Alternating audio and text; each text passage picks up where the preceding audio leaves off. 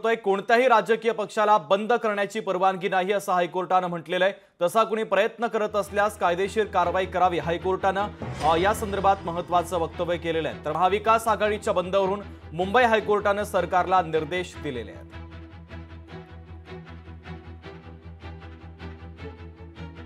आम्ही खेरवाडी पोलीस स्थानकात उद्धव बाळ ठाकरे यांच्या विरुद्ध तक्रार दाखल केली। त्या तक्रारीचा अनुषंग असा होता की राष्ट्रवादी काँग्रेसचे वयोवृद्ध पुढारी शरद पवार असतील किंवा काँग्रेसचे पुढारी असतील यांनी मिळून जे आहे 24 तारखेला बंद करण्याचं ठरवलेलं आहे, ज्याच्यामुळे सामान्य जनजीवन विस्कळीत होते।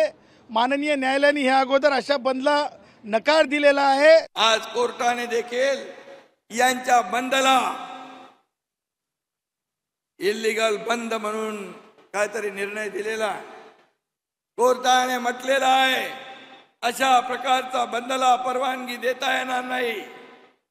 ही देखील कोर्टाने तुम्हाला हाणलेली चपराक आहे। मागे पण एकदा असंच कोर्टाने दंड लावला होता, त्यातून तरी सुधारा।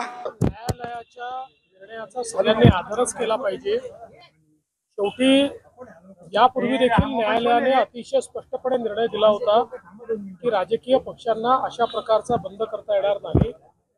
तथापि त्यांनी बंद पुकारला होता।